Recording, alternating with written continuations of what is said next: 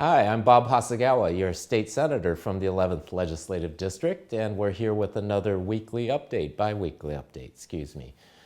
I just wanted to get you up to speed on what's been going on here in the first part of the session. It's starting to pick up now. The first couple of weeks started off pretty slow because the new majority was trying to get their feet under them. We have now, our committees are meeting fairly regularly, although the agendas are still somewhat askew, but we seem to be getting some work done.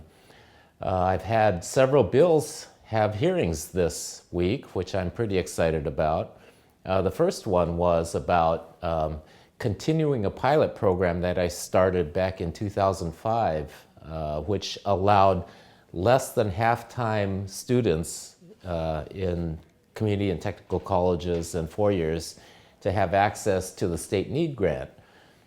The reason that this is important is because, the state does subsidize post-secondary education, not as heavily as we would like to see. It's been dropping drastically, and so too much of that burden is falling on students now through tuition. But oftentimes, when students are on state need grant, life gets in the way. A parent may get sick, their child may get sick, they may have to drop below half-time attendance or credit load in order just to stay in school. So rather than forcing them to drop out of school when life gets in the way, this allows them to stay in school, and so the state, your investment in these people's education doesn't get lost by them having to drop out of school. So it's been a very good program, and it's been pilot status for a couple of sessions now. We're finally, I think, going to try and get it permanent. We'll see. I also had a hearing on my state bank bill, which we call Creating the Washington Investment Trust. That's Senate Bill 5029. You can get to the bill history page by going to www.leg.wa.gov, clicking in the left column where it says bill information, and then just typing in 5029, and you'll find out everything you need to know about the bill. What the concept is all about is to create an infrastructure bank that's owned by us, the people of the state of Washington. So in essence, we can develop our own infrastructure by borrowing from ourselves. So when we repay ourselves, we're actually making money for ourselves. What a concept, rather than using bond brokers and Wall Street banks to do our banking for us.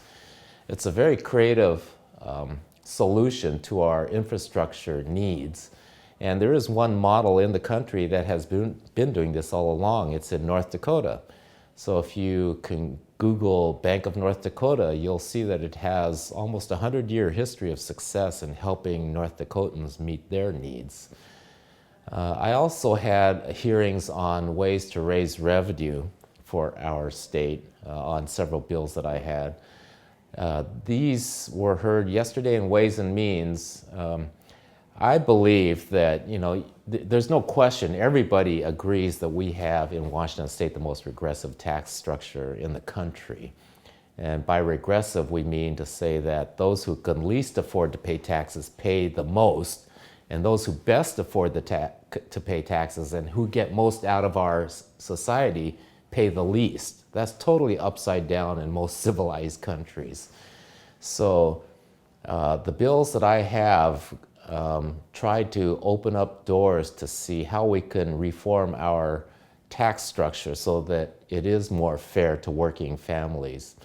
So we took a look at a bill that I had that eliminates the property tax exemption on stocks and bonds and treasury bills, those types of things, still maintaining $1 million deduction, so they would only pay property tax on those amounts of stocks and bonds that they own over $1 million.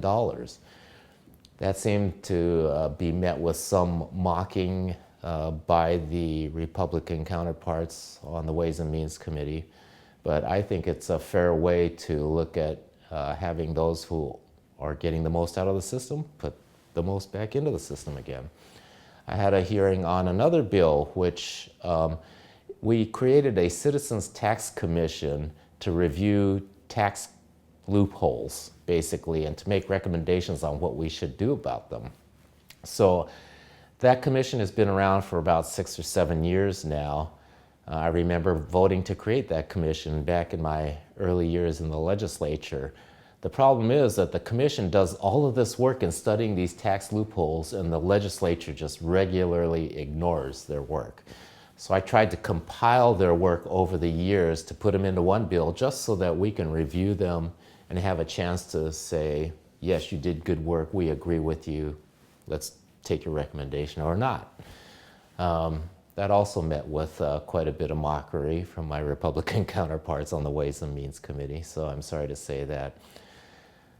Finally, I had another bill that was heard yesterday in Ways and Means that eliminated the B&O tax exemption for investment income by non-financial firms. That is to say, big corporations have big investments that they have making money for them. Well, back in the day, the exemption was created because they felt that the B&O tax should only apply to a company's core business.